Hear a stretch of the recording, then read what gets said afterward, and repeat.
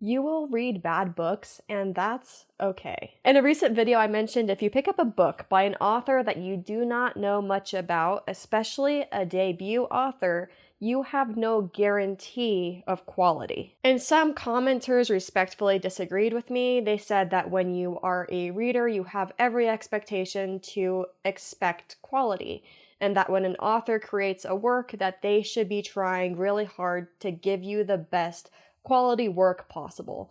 And here's the thing, I don't really disagree with that take. I do think it's a little simplistic, and I do think that it's just not what you're going to experience as a reader in the real world some of the time. Clearly, the best authors prioritize their readers, and they have loyal fan bases that will come with them from book to book because you know the author is going to do a good job. And from an author's perspective, it is a really, really good idea to create a quality work because then you're more likely to get that readership to follow and stick with you. But in my opinion, referring to this as like a contract, almost in like business jargon, to where we're almost viewing it as sort of rules and engagement and things that you can expect from a reader when you buy a book, just does not work with anything that can be considered art. And books are art. People read for different reasons, and they have different expectations when they pick up a book.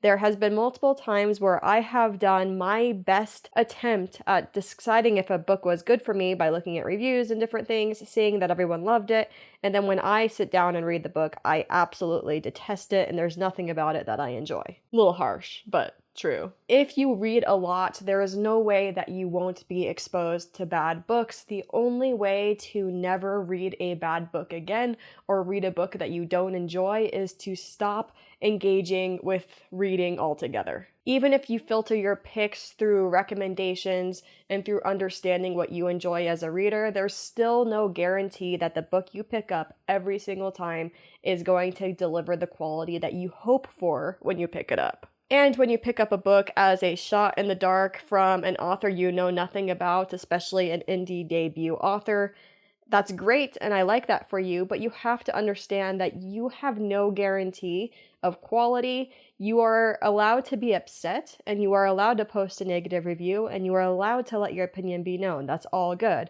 But you're not entitled to a refund just because every book doesn't work for you.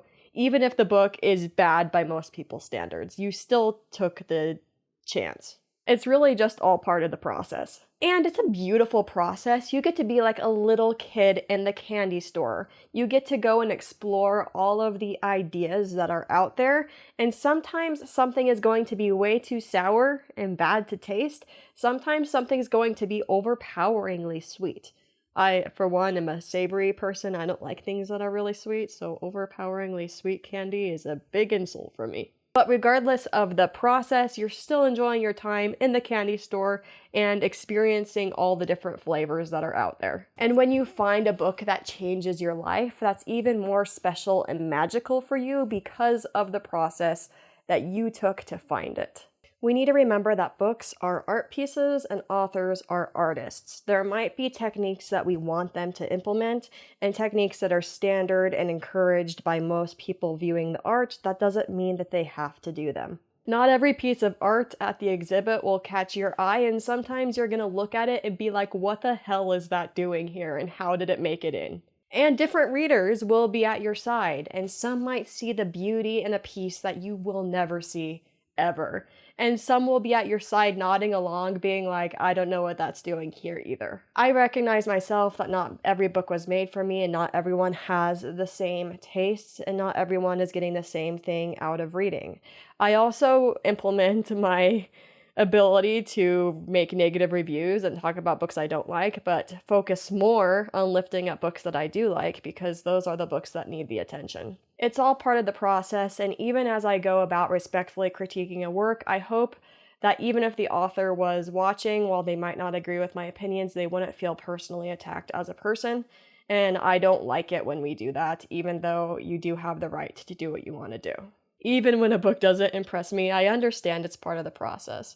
So all of this is just to say, if you are reading a lot of books, you will come across bad ones, and that is okay.